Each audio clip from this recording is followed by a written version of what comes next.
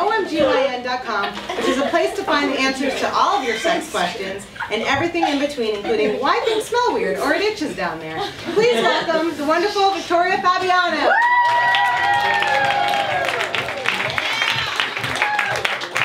How appropriate for you to be here. I am so excited to be here. So how did you come up with the idea for OMGyn.com?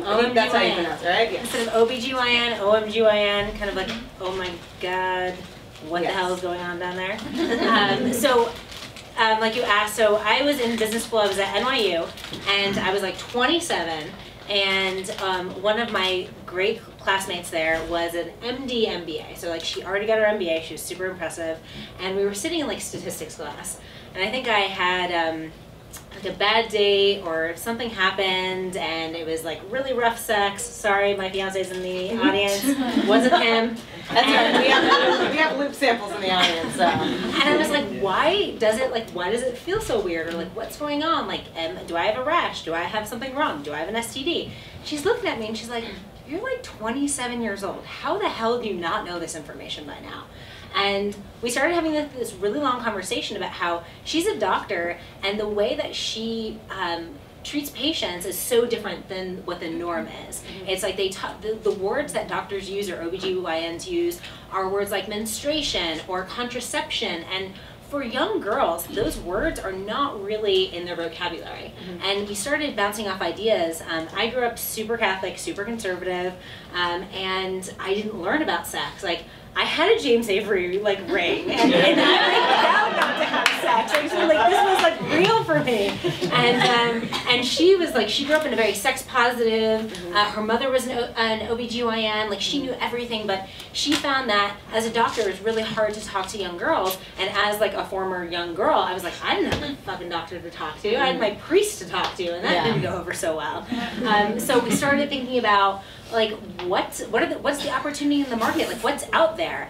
And we met at Boss Babes, and I made an announcement there where we found that when you Google like, I think I'm pregnant, how can I tell, you either get WebMD and you have cancer, or you get like Reddit where like other like 13-year-old girls are like, drink a gallon of lemonade and it will help you not get pregnant. I swear to God, that was actually something I read. I've been on that thread.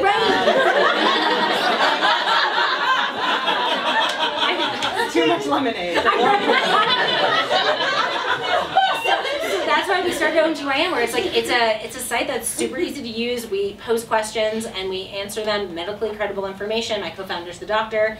Everything's super short articles, imagery that makes sense and is not like some like really confusing chart where like you're not really sure if the anus or it's the vagina hole or like what's the hell going on. So yeah, so that's where it started. Yeah, when you first announced it at Boss Babes, I was like, oh, she made this website for me ages 8 to now. Yeah. I hadn't been on birth control for a long time, and I like took it like 5 hours, 6 hours late. I got on this blog of like it was a gyno's blog, but the question that someone answered, and her name was Megan, was, I grinded with a guy at a dance, and you know, our pants were on, but we grinded a lot, and can I get pregnant? And I was like, can I?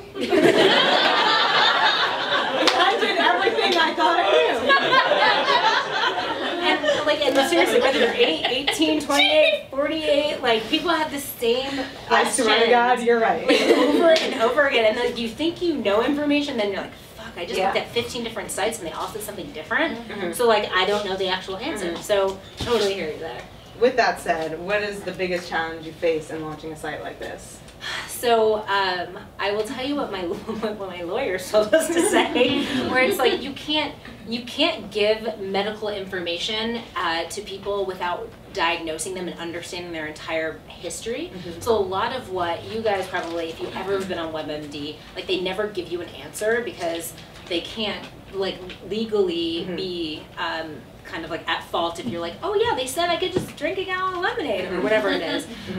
So a lot of it is like kind of hedging and trying to give a straight answer. Like we give the answer and then it's like, if you want to keep reading to see like what are other things that would impact why this is not the right answer or like correct for your body. So right now that's like the biggest struggle. And then also really trying to be inclusive. Like when my co-founder and I first launched the site, we're both heterosexual women. And as we started launching it, as I started socializing with my friends, my families, people who actually got on the site, I started getting emails saying, can you open this up to lesbian, gay, transgender? Like we need that information too. And it was like a huge blind spot that neither of us even realized as we were putting that information together and as we were launching the site. So like we are trying to be incredibly inclusive and adding more of that information as we launch the site. During an interview.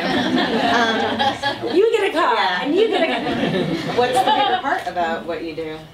The favorite part is like I think of myself like when I was 11 and I got my period, and I had an older sister who was 13 who had not gotten her period. So my mother was like, "What the fuck just happened? Like, you are so why did you get it so young?" And I didn't tell her. I didn't know what was happening. It freaked me out, and it was like 1998. So there, like, we had AOL dial-up, and I always got kicked off of that because I was the youngest of 4 children, and I was the lowest on the totem pole. But like, I didn't have that. I didn't have access to that information. I didn't see an OBGYN until like much later. So like, the satisfaction I get, like getting that information out online, it's credible, it's approachable, like it's a site that young girls want to, and older girls want to get on. So like that is super satisfying, and it makes me feel really good that we're sharing that information in a really like usable way. Definitely. You kind of answered it, but what's one question you had when you were younger that you wish OMGyn was around for? Because I got a lot of them. I mean, so like, I would say, and this actually was on our Instagram, the question I had was, being raised super Catholic, I didn't use tampons for like the first few years. Same. Because I thought I wouldn't be a virgin if I put a tampon in, because I thought it would like break my hymen or something. Like I, again, had no idea how my body worked, had no idea where my clitoris or my labia or where any of that was until much later. So a lot of questions revolve around, especially like women or girls when they get their period, that's the kind of the beginning point of like puberty and how their bodies are changing, and that's where a lot of questions start. And right now with the website, we just have periods and birth control, and we're building it out to talk about masturbation, to talk about sex, to talk about pregnancy, but we're sticking with those 2 sections right now as we build up the answers and get more followers and get going more. But there's so many questions about like tampons, how you use them, if they're gonna hurt me, and with brands like Lola and other companies coming out saying that organic and tampons and other things that you're using could be toxic to your body. Like there are even more questions now about like, should I be using them and are they affecting me negatively? Word. Don't believe what Goop says, because they say some crazy shit. That's one thing I'll say. Who is a strong female leader in your own life?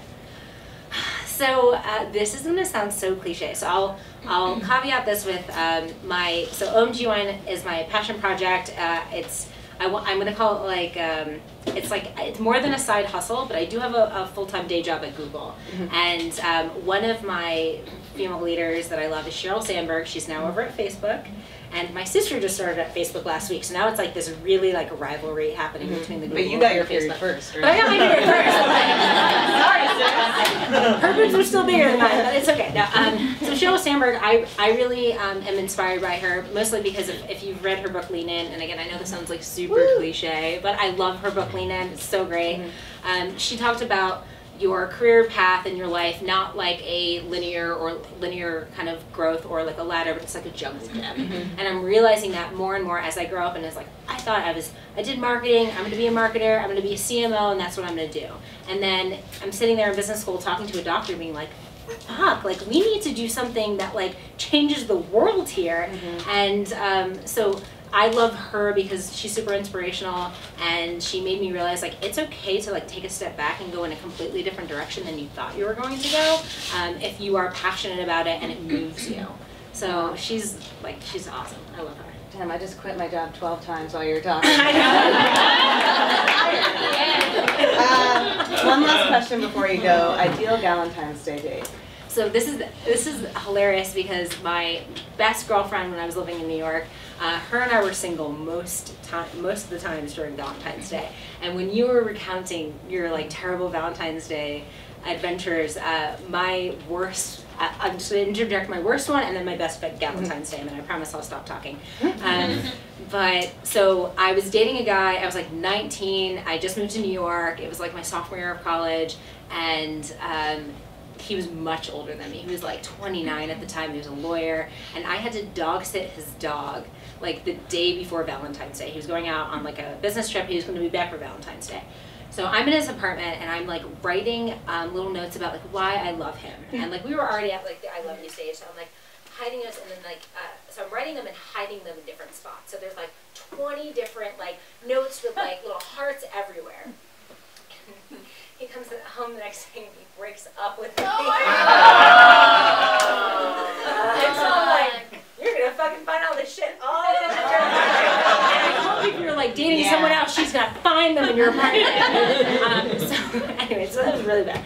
My best, but right now, so that night I actually went on one of the best Galentine's Day dates with one of my good girlfriends. We actually did like a romantic dinner, just the two of us, and everyone thought we were together, which was fine. And then we went home. Actually, we went to Dwayne Reed first, stocked up on like gummy bears, like chocolate, Reese's Pieces, and then watched a like marathon of people failing on YouTube. Fail Army, and it was like, and then we had a sleepover. We were like in college and like totally having the time of our lives. So that was probably my best Galentine's Day. Did you watch those public marriage proposal fails? Oh my Those God. are my favorite. Like, the more public, like bring in a flash mob. Like,